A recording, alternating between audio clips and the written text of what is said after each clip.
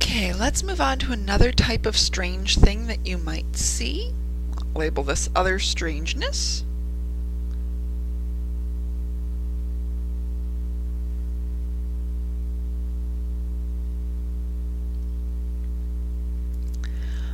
Let's say we have a function q of x, and q of x equals 3x squared minus 2x plus 4. And we want to find the derivative of q of 3x. There are two ways to think about this. One is to just use the chain rule. So we're going to say that the derivative of q of 3x is just the derivative of the outside, whoops, that's a q, leave the inside untouched, times the derivative of what's inside. So what this one's saying is it's saying that basically these are just little boxes, this x. And what we're going to do is we're going to take the derivative up here with the boxes. So we bring down the 2, so that's 6 box minus 2. And then all of that is times the derivative of 3x, which is 3. Now, what goes in this box is what's inside here. And then we're just going to simplify that. So 6 times 3x is 18x minus 2. Times 3, we'll distribute that 3 back over, 54x minus 6. The other way to do this is to say that q of 3x just means we're taking 3x and we're sticking it in for each of the x's. So q of 3x is 3 times 3x squared minus 2 times 3x plus 4. If I square this, that's 3 times 9x squared minus 6x plus 4. 27x squared minus 6x plus 4.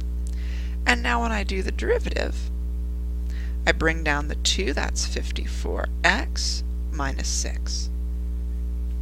Same answer. Either way you want to think about it is fine. Sometimes one way will be easier, sometimes the other. We will definitely get the same answer either way, as we'll notice when we see this one. This is our last example problem, and then you'll do a check for understanding.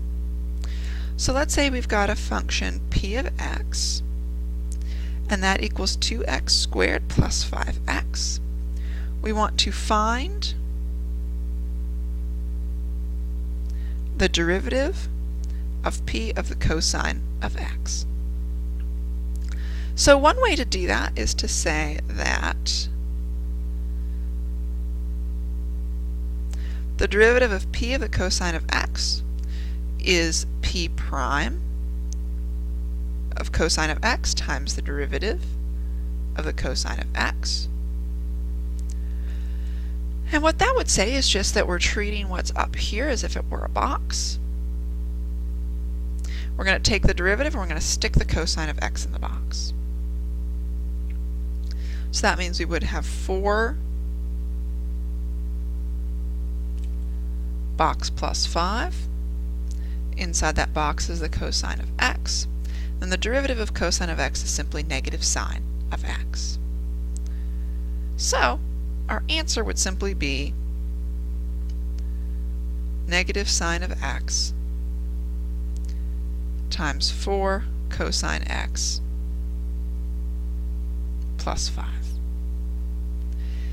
If we did it the other way, then the first thing we would do is we would say that p of cosine of x equals 2 cosine x squared plus 5 times the cosine of x. And then when we take the derivative,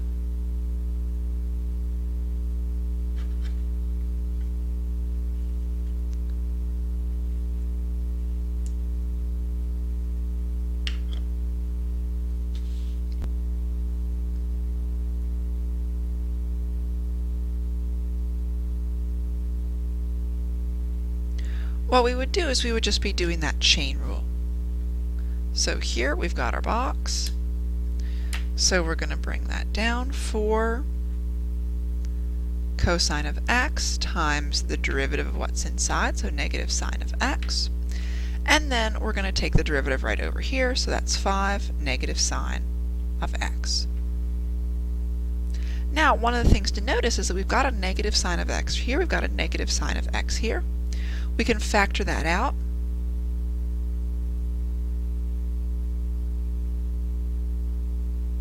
Ends up with exactly the same thing in both cases.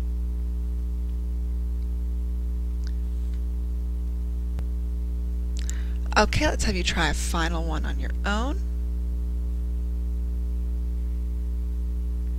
If t of x equals 6 minus x squared, find the derivative of t of 1 over x. Try that one on your own. Restart the video when you're ready. Pause the video now.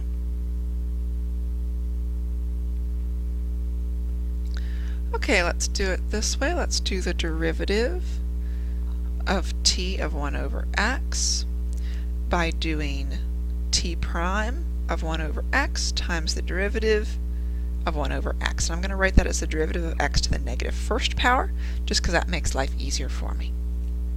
So I notice that I've got a box right here around that x. So the derivative of 6 is 0. Bring down the 2, negative 2, whatever's in the box. And that is 1 over x.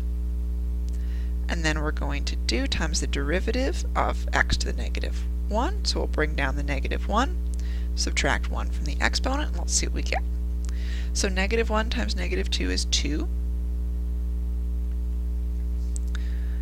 That's all over x. This x is in the denominator, so we have 1 over x squared, 2 over x to the third.